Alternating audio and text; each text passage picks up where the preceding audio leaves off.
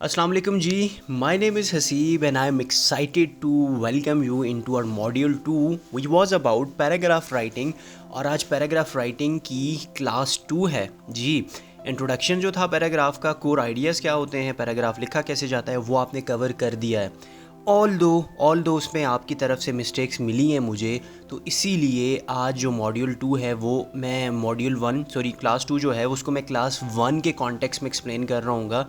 हम देख रहे होंगे कि जो आप पैराग्राफ लिखते हैं उसमें क्या गलतियाँ होती हैं, और जो मैं पैराग्राफ लिख रहा होता हूँ, जो आपको सिखा रहा होता हूँ एक्चुअली, उसको हम किस तरह कॉपी कर सकते हैं। बस एक आइडिया है, आपने अभी फ़िलहाल प्रैक्टिस के तौर पे क्या करना है, उसी आइडिया को रिपीट करते रहना है, और करते करते आपको पता ही नहीं चलेगा कि आपका जो बैड पैराग्राफ था वो अब फेयर हो चुका है, जिनका फेयर था वो अब गुड हो चुका है, एंड जिनका गुड था वो एक्सीलेंट पैराग्राफ राइटिंग में आ चुके हैं। So this is all about practice. जितना लिखेंगे उतना ही आपका लिखना अच्छा होगा। This is the core idea, ठीक है। मॉड्यूल 2 क्लास 2 आज शुरू है ji, which is about advance paragraph writing. Simple तो आपको आती है ना, अब एडवांस को देखते हैं, आया सिंपल में ऐसा क्या है जो एडवांस में नहीं है, और एडवांस में ऐसा क्या है जो सिंपल में नहीं है। टॉपिक सेंटेंस, सपोर्टिंग डिटेल, ये तो भाई बिल्कुल वही सिंपल जो हमने सिंपल पैराग्राफ राइटिंग में बेसिक में सीखा था, वही चीज़ें। एक मेन आइडिया होगा, हाँ सर होगा, उसके अराउंड सब कुछ रिवॉल्व करेगा क्लियरली, जी बिल्कुल उसके अराउंड रिवॉल्व करेगा। अच्छा, सपोर्टिंग डिटेल्स होंगी जो कि एग्जांपल्स होती हैं, फैक्ट्स होते हैं, स्टैटिस्टिक्स हो सकते हैं, एनेक्डोट्स हो सकते हैं। बिल्कुल सर ये वैसे ही होगा। तो ये 2 पॉइंट तो आपको ऑलरेडी आते हैं, टॉपिक सेंटेंस भी आपको लिखना आता है, आपको सपोर्टिंग डिटेल्स भी आती है। अब हम ना एक कॉन्सेप्ट समझने की कोशिश करते हैं कि यार जो आप सिंपल सा पैराग्राफ लिख रहे होते हैं ना, उसको पढ़ के ना जो हमारा रीडर है उसके जहन में ना बहुत सारे क्वेश्चन आ सकते हैं। यार जैसे एग्जांपल लेते हैं ग्रीन हाउस गैसेस की। ग्रीन हाउस गैसेस क्या होती हैं, ग्लोबल वार्मिंग क्या होता है, ग्रीन हाउस गैसेस की वजह से ग्लोबल वार्मिंग क्यों होता है। सो मल्टीपल किस्म के उसके जहन में क्वेश्चन आ सकते हैं, लेकिन हम जो लिख रहे होते हैं उसमें हम इतनी एक्सप्लेनेशन तो उस बंदे को दे नहीं रहे होते कि यार उसके जहन में आने वाला हर क्वेश्चन जो है वो क्लियर हो। तो अब एडवांस पैराग्राफ राइटिंग में हम उसके जहन में आने वाले जितने भी ये सवालात हैं उनका जवाब देने की कोशिश कर रहे होते हैं बाय एक्सप्लेनेशन और बाय एनालिसिस। ये क्या होता है, ये क्या करता है, ये कंपोनेंट सपोर्टिंग डिटेल्स को और उनकी जो सिग्निफिकेंस है उसको क्या कर रहा होता है, इन्हेंस कर रहा होता है। जैसे अगर मैं कोई स्टैंस लेता हूँ, सपोर्टिंग डिटेल्स में कोई एक सेंटेंस लिखता हूँ, और उसकी जो रेलेवेंस है कि आया ये रिलेट कर रहा है टॉपिक सेंटेंस के साथ, आया ये ज़रूरी है लिखना, वो क्या बता रही होगा, हमारा एनालिसिस और एक्सप्लेनेशन वाला सेक्शन बता रहा होगा। अगर आपको बेसिक आइडिया भी हो गया ना कि अच्छा ये एनालिसिस ये होगा, जैसे हम तजिया नहीं करते होते, इमरान खान ने कोई एक काम कर दिया, उसके ऊपर हमने क्या किया, बहुत सारी सपोर्टिंग डिटेल्स दी, ख़बरों में अखबारों में बहुत सारा क्या हुआ कि भाई हमको पढ़ने को बहुत कुछ मिला, और एंड पे क्या होता है कि भाई 2-4 हमारे जो एनालिस्ट होते हैं वो बैठ के तजिया कर रहे होते हैं, तजिया करके बता रहे होते हैं कि यार ये जो न्यूज़ में ये बात चल रही है ये ठीक है कि नहीं है। तो this is something like that, ये वो तजिया है जो हम खुद ही कर रहे होते हैं। यहाँ पे रिपोर्टर भी आप हैं, यहाँ पे न्यूज़ चैनल भी आप हैं, और यहाँ पे तजिया निगार भी आप हैं। आपने ही टॉपिक सेंटेंस देना है, आपने ही सपोर्ट करना है उसको, और आपने ही फिर उसका तजिया भी देना है। This is all about advance paragraph writing. Now the most important 3 दफ़ा कहने का मतलब ये है कि सबसे ज़्यादा जो गलती आपसे हो रही होती है वो यहाँ पे हो रही होती है।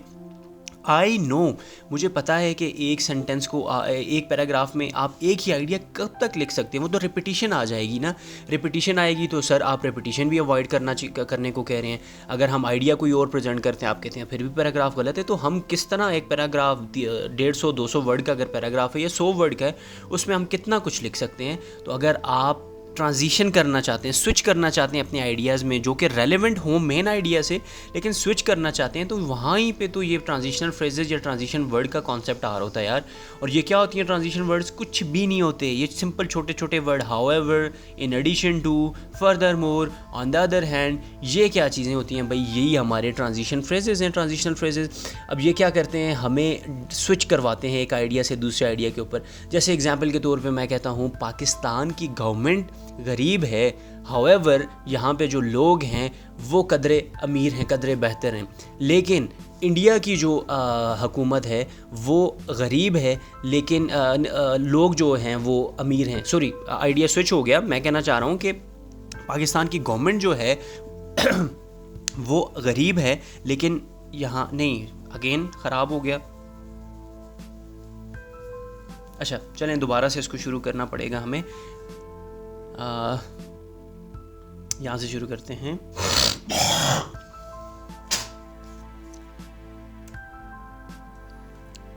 ये ट्रांजिशनल फ्रेजेस के ऊपर हम आएंगे, यहाँ से हम इरेजर उठाएंगे,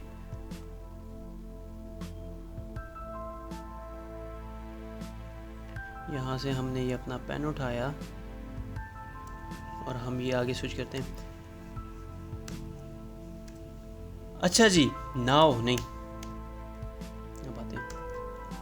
अच्छा जी, नाउ सबसे इम्पॉर्टेंट एस्पेक्ट जो आप पैराग्राफ राइटिंग और एडवांस पैराग्राफ राइटिंग में आपने अपने जहन में रखना है, that is the concept of transition word और ट्रांजिशनल फ्रेजेस। आपको एक आइडिया के अराउंड कितना कुछ लिखना है वो मुझे पता है।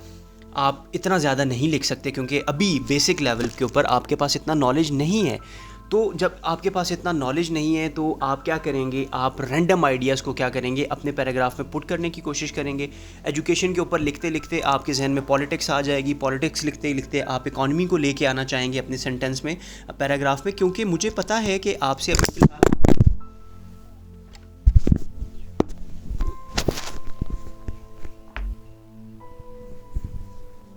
अगेन ख़राब हो गया।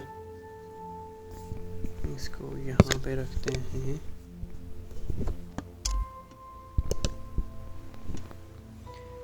ये इधर आया जी।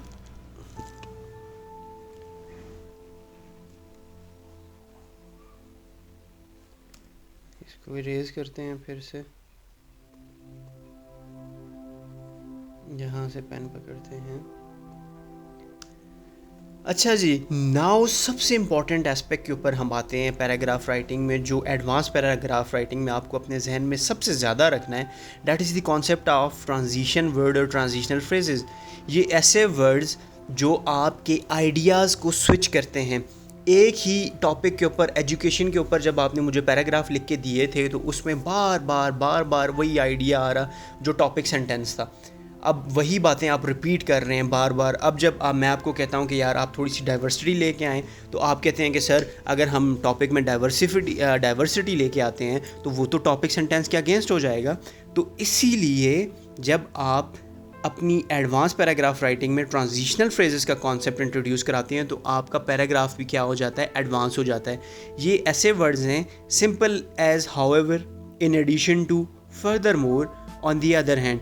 ये सिंपल से वर्ड ऐड करके आप क्या कर सकते हैं, अपने आइडियाज़ में स्विच ला सकते हैं। एक आइडिया को दूसरे आइडिया के साथ स्विच करना हो, उसको कंपेयर करना हो, कंट्रास्ट करना हो, तो ये आपके ट्रांजिशनल फ्रेजेस आपको वहाँ पे हेल्प कर रहे होते हैं।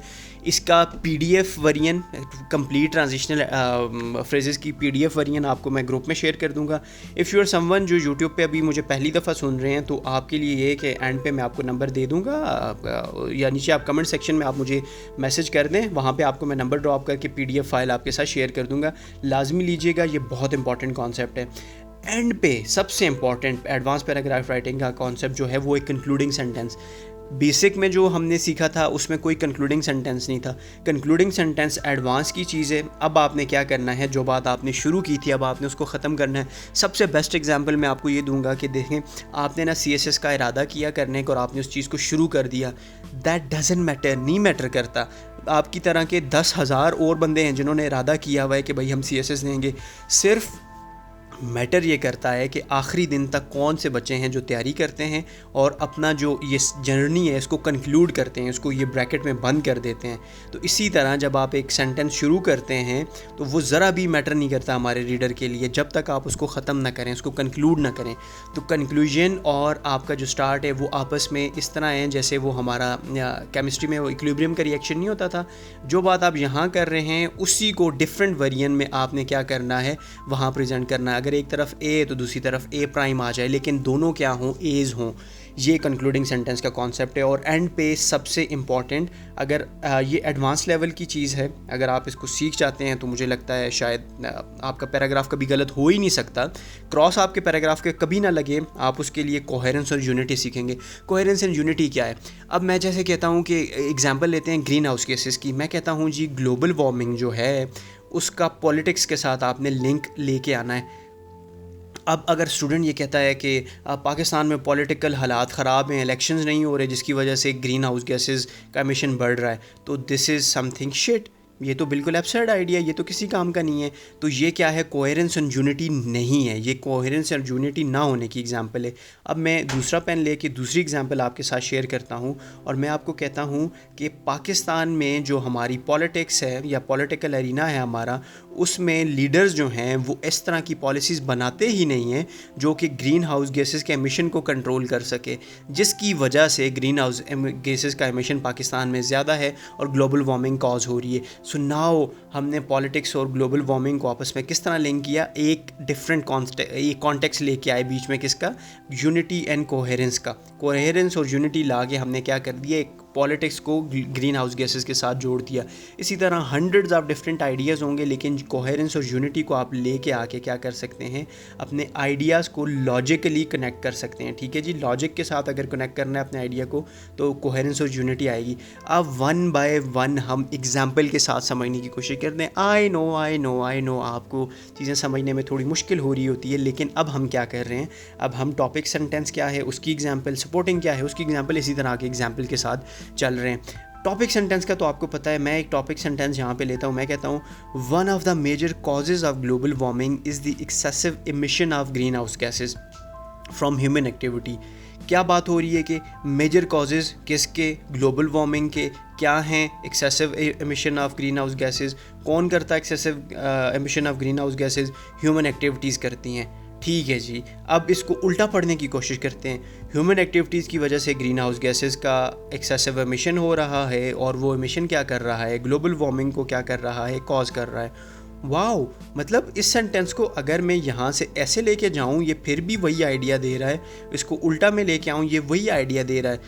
स्टार्ट टू एंड या एंड टू स्टार्ट आप करें तो आपको सेम वही आइडिया पढ़ने को मिल रहा है, विच मीन्स कि आपका ये जो टॉपिक सेंटेंस है it's a good topic sentence, कि इसमें आपने कोई भोंगी नहीं मारी हुई, कोई डिफरेंट आइडिया नहीं लेके आए, एक ही चीज़ है, आपने उसको क्या किया है, डिफरेंट उसमें क्या कर दिया, एक स्टाइल में प्रेजेंट कर दिया कि जो from start to end to start एक ही लग रहा है। सपोर्टिंग डिटेल्स देते हैं। अब मैं कैसे मान लूँ कि मेजर कॉज जो है वो ग्लोबल वार्मिंग का ग्रीन हाउस गैसेज ही हैं, कैसे मैं मान लूँ, उसके लिए मैं क्या करता हूँ, मैं साइंटिफिक स्टडीज़ का सहारा लेता हूँ। मैं कहता हूँ according to scientific studies burning of fossil fuel such as coal and oil. अब बर्निंग ऑफ फॉसिल फ्यूल, किसी के जहन में आए कि यार ये फॉसिल फ्यूल क्या होते हैं, आगे मैंने एग्जाम्पल के तौर पर क्या कर दिया, दे दिया कि एक्सप्लेनेशन के तौर पर कि कोल और ऑयल ये फॉसिल फ्यूल हैं, ये क्या करते हैं, रिलीज़ करते हैं। किसको रिलीज़ करते हैं, अच्छा ये क्या जी, फॉसिल फ्यूल, ये तो fossil fuel such as coal and oil releases, ये क्या जी, ये तो गलत नहीं हो गया। यहाँ पे तो हमने क्या लिखा हुआ है कि फॉसिल फ्यूल्स हैं और यहाँ पे हमने रिलीजेस लिखा हुआ है, तो ये तो गलत है ना। नहीं भाई, गलत नहीं है। क्यों गलत नहीं है, क्योंकि यहाँ पे बर्निंग है, बर्निंग इम्पॉर्टेंट है। हमारा जो मेन एक्शन है वो क्या है, सिंगुलर है, the burning of fossil fuel. The burning क्या है, सिंगल है, तो ये क्या कर रहा है, यहाँ पे एस और ई एस को इंट्रोड्यूस करा रहा है। कॉन्सेप्ट क्लियर हुआ कि भाई हम यहाँ पे बात कर रहे हैं बर्निंग की। The burning of fossil fuels such as coal and oil releases. Burning क्या करता है, रिलीज़ करता है ना। बर्निंग सिंगुलर है, एक चीज़ है, ठीक है, तो इसलिए यहाँ पे रिलीजेज होगा, रिलीज़ नहीं होगा। समझ जाएं कॉन्सेप्ट को, समझ जाएं खुदा के बंदो, अब तो समझ जाएं।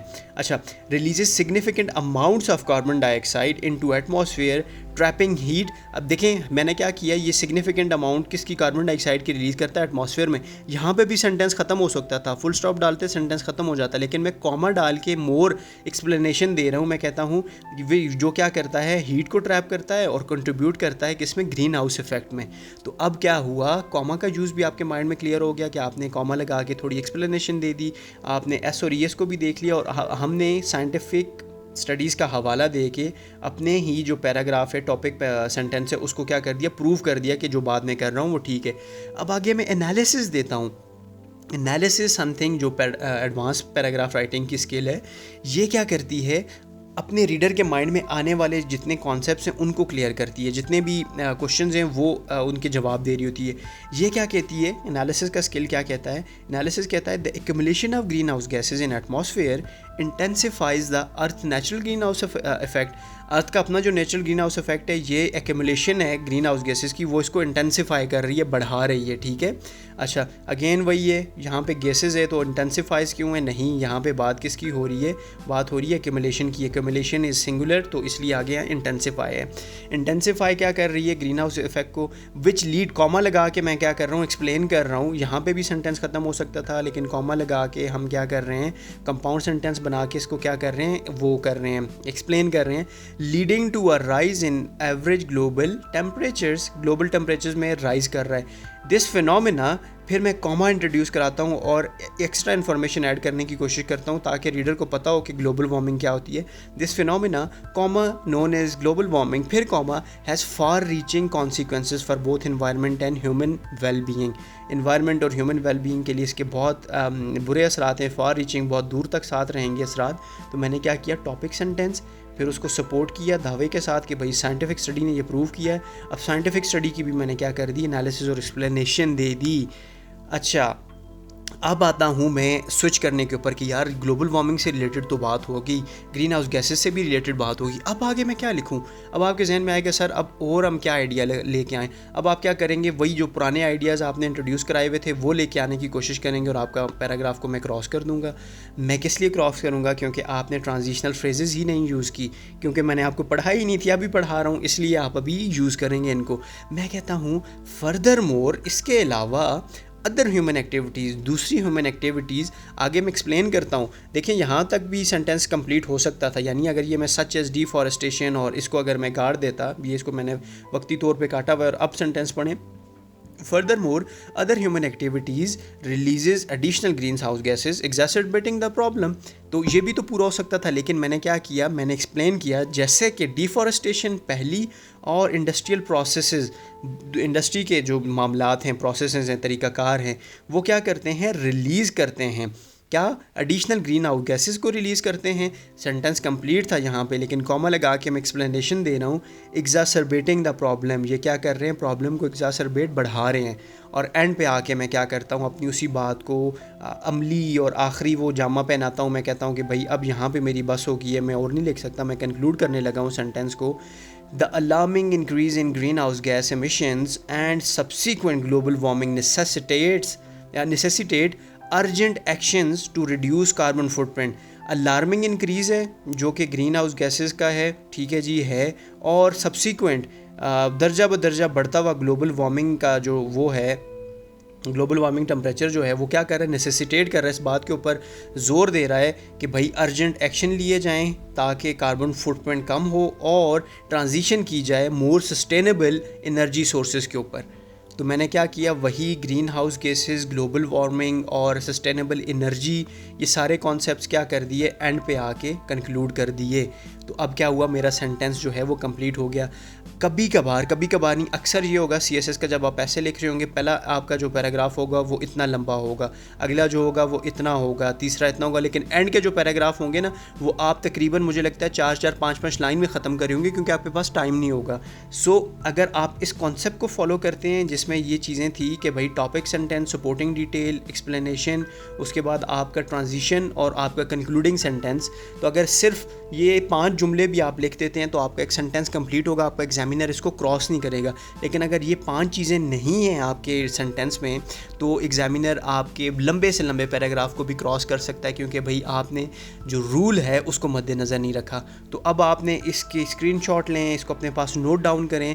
आपने मुझे इस असाइनमेंट में आगे ये चीज़ें बतानी है कि भाई आपका टॉपिक सेंटेंस कौन सा था, एक्सप्लेनेशन कौन सी थी, एनालिसिस कौन सा था, हर चीज़ आपने एक्सप्लेन करनी है जो आगे असाइनमेंट आ रही होगी, ठीक है।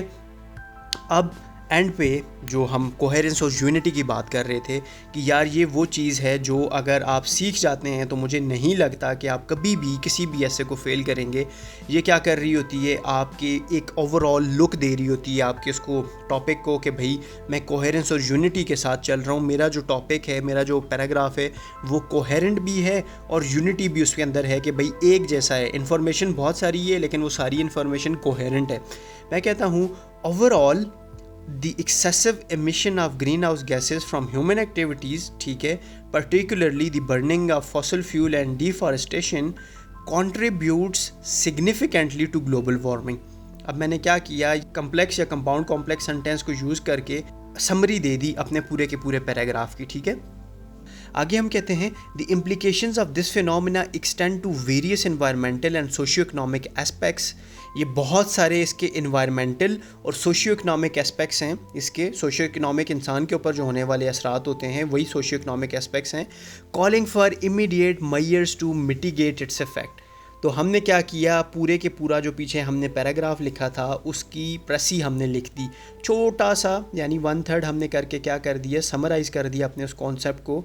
और ये जो हमारा ये एस्पेक्ट है, ये कंप्लीट डब्बा जो हमने ये बनाया हुआ है, ये कॉन्सेप्ट क्या है जी, ये कॉन्सेप्ट है कोहेरेंस एंड यूनिटी का। मतलब ये आपकी असल में जो आपकी कंक्लूजन है वो ये है, अगर आप बिगिनर हैं, आपसे नहीं हो पा रहा, तो आप क्या कर रहे हैं, आप इसको भी कंक्लूडिंग सेंटेंस कंसिडर कर सकते हैं, आपके लिए ये भी ठीक है।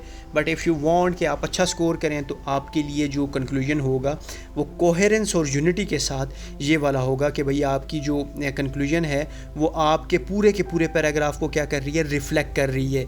और एंड पे मैं आपके लिए एक चीज़ लिख रहा हूँ कि by incorporating this component into your paragraph you create a clear and organise structure. जब तक स्ट्रक्चर क्लियर और ऑर्गेनाइज नहीं है, पता ही नहीं है कि लिखा क्या है, तो आपका एग्जामिनर कभी भी वो आपको नंबर नहीं देगा। ये क्या कर रहा है, इफेक्टिवली कन्वे करता है, conveys your ideas to the reader को आपके क्या कर रहा है, ये आइडियाज़ कन्वे कर रहा है।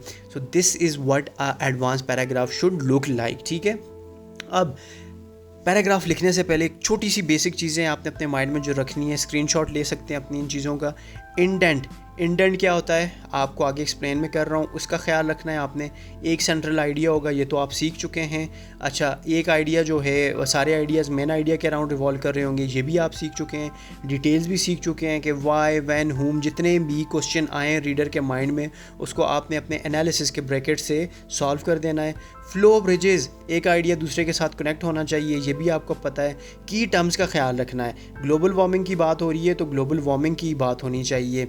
अगर ग्लोबल वार्मिंग से रिलेटेड जुड़ा हुआ अगला टर्म है टेम्परेचर, उससे अगला जुड़ा हुआ टर्म है ग्रीन हाउस गैसेज, उससे आगे जुड़ा हुआ वर्ड है emissions of green house gases. तो इस तरह के वर्ड यूज़ करने, ये ना हो कि आप बीच में लिखाएं हाइड्रोक्लोरिक एसिड और सल्फ्यूरिक एसिड, उनके जिक्र आप करने लग जाएं। नहीं, अगर आप बात कर रहे हैं ग्लोबल वार्मिंग की तो ग्लोबल वार्मिंग से रिलेटेड आपने गैसेज और उन चीज़ों का जिक्र करना है। जो बात डिस्कस हो रही है आपने उसकी की टर्म्स अपने माइंड में रखनी है। जैसे इकॉनमी है तो आप उसमें economical aspect, the economy of country, दी पता नहीं और क्या हो सकता है, इकॉनमी के सिनोनिम्स जो भी हो सकते हैं, आपने उस तरह के वर्ड यूज़ करने होते हैं। और एंड विद अ ब्रिज, ये क्या कॉन्सेप्ट है, नेटफ्लिक्स पे सारी सीजन्स देखते हैं ना, अच्छे खासे सीजन्स आपने देखे होंगे। उसमें क्या होता है, जैसे ही एपिसोड ख़त्म होने वाला होता है, एंड पे कोई ऐसा वो सीन क्रिएट करते हैं कि बंदा कहता है यार ये क्या, आगे क्या होगा। तो अगले पैराग्राफ के लिए अपने रीडर को अट्रैक्ट करना, आपने क्या करना है, एंड ब्रिजेस को यूज़ करना है। अगर आप चाहते हैं कि आपका रीडर आपकी अगला पैराग्राफ उसको पढ़ने के लिए भी बेचैन हो तो आप एंड विद ब्रिज करेंगे, ठीक है जी। ये आपने क्या करना था, अपने माइंड में रखने थे। अब ये जो एक पैराग्राफ ऊपर से चलता हुआ आ रहा है, इमेजिन करें, और मेरा पैराग्राफ यहाँ आके ख़त्म हो जाता है, तो ये जो पीछे मैं छोटी सी ये लाइन जो छोड़ रहा हूँ जगह, ये एंड कहलाता है। तो पैराग्राफ अगर आप यहाँ से शुरू, ऊपर वाला पैराग्राफ यहाँ ख़त्म हो गया आपका, नीचे वाला पैराग्राफ आप यहाँ से शुरू कर रहे हैं तो गया क्रॉस है। मैं तसल्ली के साथ कह सकता हूँ कि क्रॉस हो जाएगा, क्योंकि आपने इंडेंट का ख्याल नहीं रखा। ग्रामर में दो रूल हैं, या इंडेंट होता है या आप एक लाइन छोड़ देते हैं। ऊपर वाला पैराग्राफ आपका यहाँ पे ख़त्म हुआ है, रुकें पेन में उठाऊँ, ये रेड करते हैं, यहाँ पे ख़त्म हुआ है। अब आप एक लाइन छोड़ के अगले पैराग्राफ को यहाँ से लिखेंगे तो फिर भी ठीक होगा, but this is not recommended ये है कि आप इंडेंट का ख्याल रखें। अच्छा, एक सैम्पल पैराग्राफ आपके सामने लेके आता हूँ, जैसा आप भी आराम से लिख सकते हैं। मैं कहता हूँ the use of renewable energy sources is becoming increasingly important in today's world. आजकल की दुनिया में रिन्यूएबल एनर्जी जो है वो इंक्रीजिंग इंक्रीजिंगली इंपॉर्टेंट हो सकती है। ठीक है जी, हो सकती है, लेकिन क्यों रिन्यूएबल एनर्जी क्यों हो सकती है? जहन में क्वेश्चन आया। मैं आगे कहता हूँ, as we continue to rely on fossil fuel, जैसा हम कंटिन्यू कर रहे हैं फॉसिल फ्यूल के ऊपर रिलाई करना, we are damaging the environment और कंट्रीब्यूटिंग टू क्लाइमेट चेंज। हम क्लाइमेट चेंज और ग्लोबल वार्मिंग को कर रहे हैं, इंट्रोड्यूस कर, एनवायरनमेंट को डैमेज कर रहे हैं और कंट्रीब्यूट कर रहे हैं क्लाइमेट चेंज को। तो इसलिए अब हम क्या करना चाह रहे हैं, दुनिया जो है वो क्या करना चाह रही है, रिन्यूएबल एनर्जी सोर्स के ऊपर शिफ्ट करना चाह रही है। ठीक है जी, क्योंकि हम आगे रीज़न दे रहे हैं कि भाई हमारी एक्टिविटीज़ की वजह से एनवायरनमेंट और क्लाइमेट चेंज जो है वो बदल रहा है। आगे मैं फिर कहता हूँ, the good news is that renewable energy sources कौन से हो सकते हैं, फिर मैं एक्सप्लेन कर रहा हूँ। Solar, wind, hydro power are becoming more affordable and accessible. ये अफोर्डेबल और एक्सेसिबल होते जा रहे हैं। अच्छा, मतलब क्या हुआ, ऊपर जो हमने बात की थी कि भाई ये इंक्रीजिंगली इम्पॉर्टेंट है।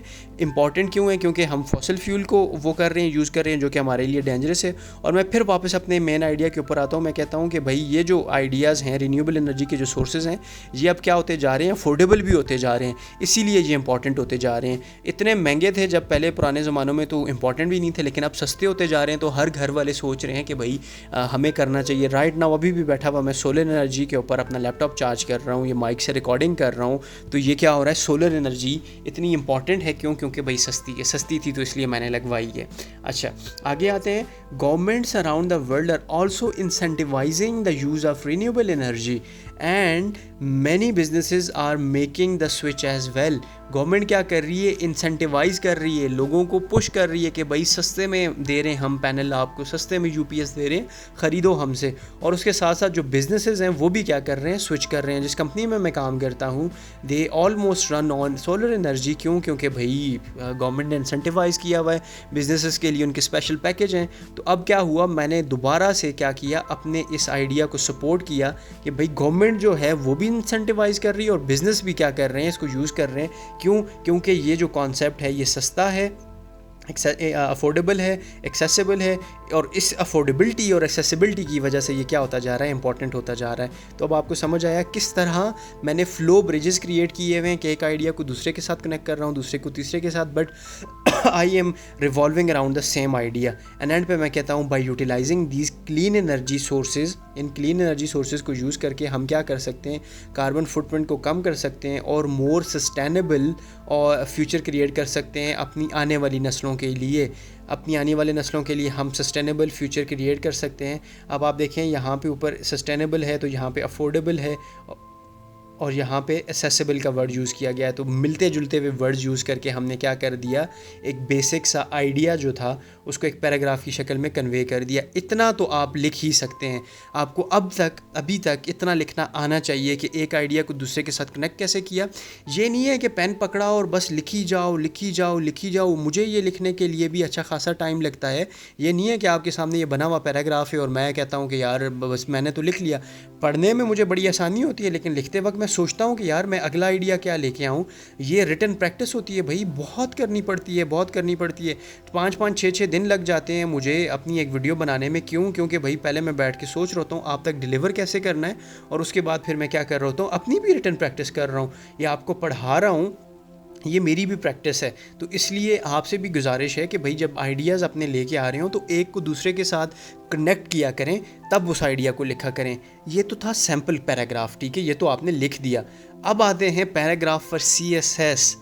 ऐसा पैराग्राफ जिसके ऊपर कभी क्रॉस ना लगे, वो मैंने पीछे आपको सिखा दिया कि भाई जो रूल्स आपने सीखे हैं वो आपको क्रॉस से बचाएंगे। पर ऐसा पैराग्राफ जो CSS के एग्जामिनर के लिए मोहब्बत हो, जिससे उसे मोहब्बत हो, वो पैराग्राफ कौन सा होगा, वो ये पैराग्राफ होगा। पीछे छोटा सा था, अब उसकी हम क्या कर रहे हैं, एक्सटेंशन लेके आ रहे हैं। पैराग्राफ वही है, the use of renewable energy sources is becoming increasingly important in today's world. वही कॉन्सेप्ट आगे मैं एग्जाम्पल दे के कहता हूँ। Solar energy industry is growing rapidly, बहुत तेज़ी से बढ़ रही है। आगे एक्सप्लेन करता हूँ कैसे बढ़ रही है। With solar panel becoming more affordable and efficient each year.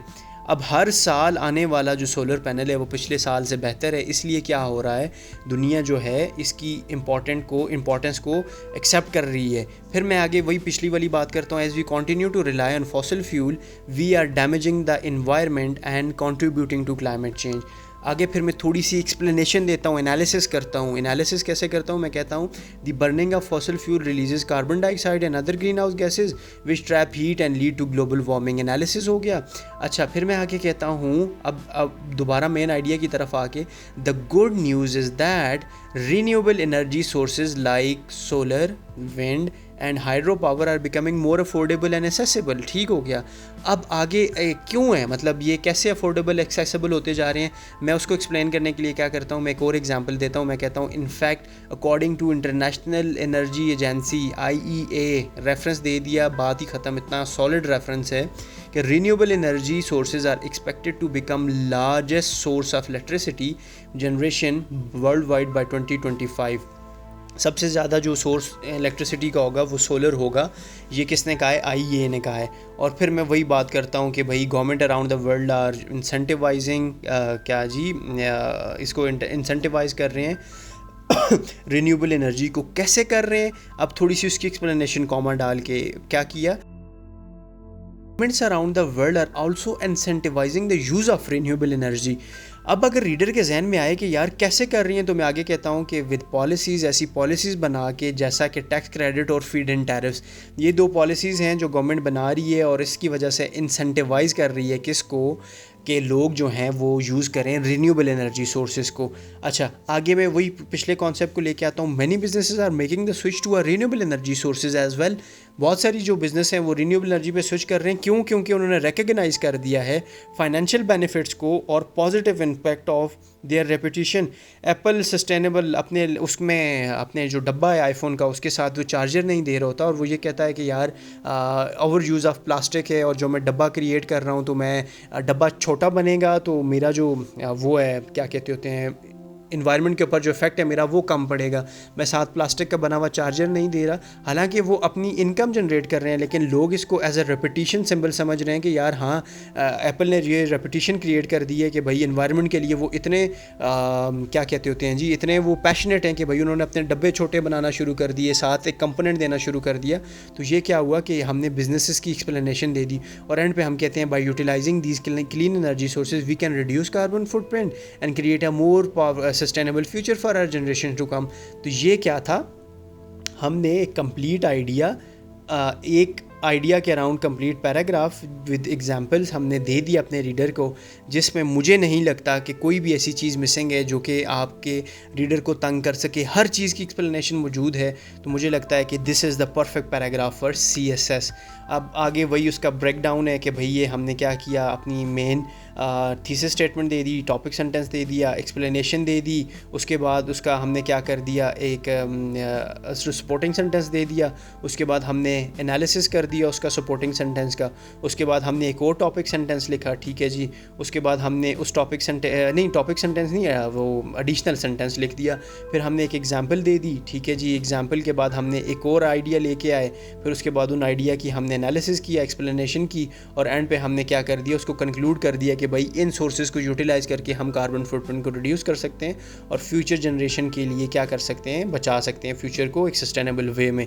तो आपने देख लिया कि कैसे हमने एक मेन आइडिया, फिर आपका मेन जिसको थीसिस स्टेटमेंट या थीसिस आइडिया मैं कह रहा होता हूँ, टॉपिक सेंटेंस, वो फिर उसकी आगे एग्जाम्पल, फिर उसकी एक्सप्लेनेशन, सपोर्टिंग सेंटेंस। तो ये कॉन्सेप्ट आपने इस पूरे पैराग्राफ में अब समझ लिया है। अब क्विकली मैं ट्रांजिशनल फ्रेजेस के ऊपर आता हूँ जो कि आपके लिए इंपॉर्टेंट होती हैं। हाउएवर को हम कब यूज़ कर रहे होते हैं, जब हम कंट्रास्टिंग आइडियाज़ को प्रेजेंट करते हैं। कैसे, she studied hard for the exam, उसने बहुत हार्ड पढ़ा था। जैसे आप बहुत मेहनत कर रहे हैं अपने एसे के लिए। हाउएवर, लेकिन अब जहाँ पे बट था, बट भी तो हम लगा सकते थे, but she didn't perform well, but she didn't perform well. जिस तरह आप वो बट साहब की जान नहीं छोड़ रहे होते, मैंने भी यहाँ पे बट लगा लेना था, लेकिन क्या है कि बट नहीं लगाया मैंने, क्योंकि ये कंट्रास्टिंग आइडिया, उसने पढ़ा तो था लेकिन उसने परफॉर्म अच्छा नहीं किया, पढ़ा था परफॉर्म अच्छा नहीं किया, इसलिए हाउएवर लगा, क्योंकि ये कंट्रास्टिंग आइडियाज़ हैं। एक ही बंदे के बारे में आइडिया है लेकिन कंट्रास्टिंग है, तो हाउएवर यूज़ हो गया। देयरफॉर ये क्या कर रहा होता है, कंक्लूजन और रिजल्ट दे रहा होता है। The weather was terrible, therefore we decided to stay indoor. Simple है, आपको समझ आ गया। इन एडिशन क्या कर रहा होता है, वो वैल्यू ऐड कर रहा होता है पिछले पॉइंट में। He enjoys playing tennis, in addition he also like swimming. इसके अलावा या इसमें ऐड करते हुए वो क्या करता है, वो स्विमिंग को भी पसंद करता है। ऑन द अदर हैंड ये क्या कर रहा होता है, अल्टरनेटिव या अपोजिंग पॉइंट ऑफ व्यू आपको दे रहा होता है। Some people prefer cat as a pet while, जबकि ऑन द अदर हैंड इसके मद्दे मुकाबल अदर प्रेफर डॉग। कुछ लोग जो हैं कैट्स को एज अ पेट प्रेफर करते हैं, लेकिन कुछ लोग ऐसे हैं जो कि प्रेफर करते हैं डॉग्स को। अब यहाँ पे बिल्कुल वही बुलबुले के बट साहब की तरह आप यहाँ पे बट लगा देते हैं, वो भी हर एपिसोड में आए हुए होते हैं, इसी तरह आपका भी जो है बट हर जगह पे आया हुआ होता है। Some people prefer cats as a pet but other prefer dogs, तो ये भी हो सकता था, लेकिन ये देखा आपने कितना खूबसूरती से हमने कॉमे लगा के while on the other hand ये लगा के वैल्यू ऐड कर दी, और हमने बता दिया कि यार ये जो व्यू है ये अपोजिंग है, कंट्रास्टिंग है इसके साथ, इसलिए मैं क्या कर रहा हूँ, on the other hand use कर रहा हूँ। फिर आगे फर्दर मोर है। फर्दर मोर क्या कर रहा है, ये मोर वो कर रहा है वैल्यू ऐड, एविडेंस को सपोर्ट करने के लिए क्या कर रहा है, इन्फॉर्मेशन ऐड कर रहा है। Study showed that exercise improve physical health, करती है जी, बिल्कुल करती है। फर्दर मोर इसके अलावा it also has a positive impact effects on, it has positive effects on mental wellbeing. Mental wellbeing के ऊपर भी इसके असरात हैं। पिछली बात को हमने ऐड किया, ऐड ऑन किया, तो हमने फर्दर मोर यूज़ कर दिया, जो आपको मैं PDF की फ़ाइल व्हाट्सएप के ग्रुप में शेयर करूँगा। उसमें इस तरह के बहुत सारे हमारे पास ट्रांजिशनल फ्रेजेस हैं, उनके यूजेस हैं, एग्जांपल्स हैं, तो आप वहाँ से भी ये पढ़ सकते हैं। तो आज का जो हमारा क्लास थी उसमें हम लोगों ने, हमारी क्लास थी, हमारा क्लास नहीं, हमारी क्लास थी, उसमें हम लोगों ने क्या सीखा, टॉपिक सेंटेंस क्या होता है, जो पिछली क्लास में था। यहाँ पे आ जाके हमने कोहेरेंस एंड यूनिटी का कॉन्सेप्ट सबसे इंपॉर्टेंट था, इसको इसलिए मैंने हाईलाइट किया। और आगे हमने क्या किया, एडिंग एग्जांपल या एडिंग डिटेल्स वाला कॉन्सेप्ट सीखा। सबसे इंपॉर्टेंट ये, कोहेरेंस एंड यूनिटी लेके आ सकते हैं तो भले भले, नहीं लेके आ सकते छोटे से वर्ड में समराइज़ कर दें, 1-2 लाइन में समराइज़ कर दें, कोई बात नहीं है, लेकिन डिटेल्स ऐड करें, एनालिसिस ऐड करें। एडिंग डिटेल्स नहीं यार, एडिंग एनालिसिस है। यहाँ पे जो हमने एनालिसिस का सीखा कि भाई किस तरह हम क्या कर रहे होते हैं, अपनी आइडियाज़ को SIS हम क्या कर रहे होते हैं, अपने आइडियाज़ को एनालाइज करके प्रेजेंट कर रहे होते हैं अपने बंदे रीडर तक। तो ये आज हमने इस क्लास में सीखा। Now is the time for assignment time है, मुझे पता है आप परेशान हैं। अब ध्यान से सुनिएगा, आपने क्या करना है, 2 एडवांस पैराग्राफ लिखने हैं। टॉपिक आपकी मर्ज़ी के होंगे, मैं जब भी टॉपिक देता हूँ आप उसका ऐसा बेड़ा गर्क करते हैं, मुझे फिर अफसोस ही होता है। टॉपिक आप ख़ुद चूज़ करेंगे, ठीक है जी। मैं कहता हूँ आपने जो, कहता नहीं हूँ, मैं आपको ऑर्डर कर रहा हूँ कि आपने मुझे पहले ब्रेनस्टॉर्मिंग करके बतानी है। ब्रेनस्टॉर्मिंग क्या होती है, क्विकली यहाँ पे करता हूँ। जो टॉपिक होगा उसका नाम यहाँ पे लिखा, आप यहाँ पे लिखेंगे कि यार मेरे जहन में एक आइडिया ये आ रहा है, यहाँ पे आप उस आइडिया को लिख देंगे अपने पास। रफ़ हो, लिखे, नीट पढ़ा जाए, लेकिन आइडिया रफ़ हो सकता है। दूसरा आइडिया आपका ये हो गया कि यार इस टॉपिक से रिलेटेड मेरे माइंड में ये चीज़ आ रही है।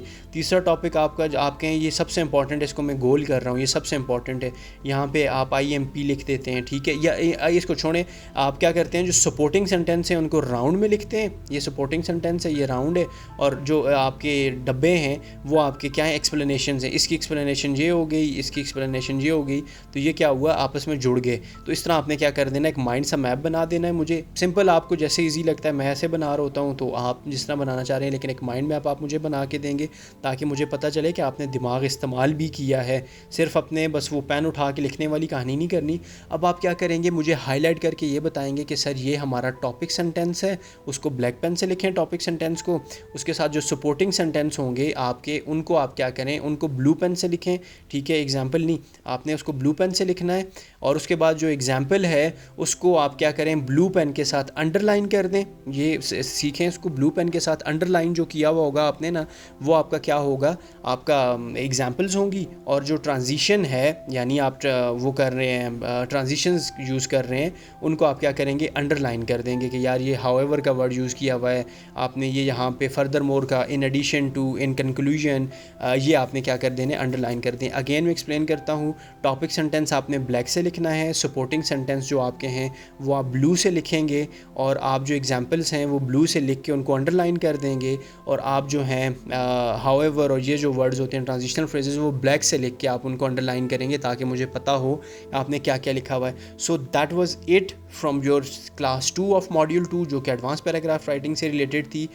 कोई कन्फ्यूजन हो, समझ नहीं आ रही हो, तो do let me know. Comment section को यूज़ करें, अपने आइडियाज़ शेयर करें। If you are new to this channel subscribe कर लें और अपना जो कमेंट सेक्शन है उसको यूज़ करके मुझसे मेरा नंबर लें, व्हाट्सएप के ग्रुप में ऐड हों और वहाँ पे आप अपनी एनर्जीज़ यूटिलाइज़ करें, लिख के फ्री की एवेल्यूएशंस लें। So that's it from my side. Thank you so much for your time ji. Take care. अल्लाह हाफिज़।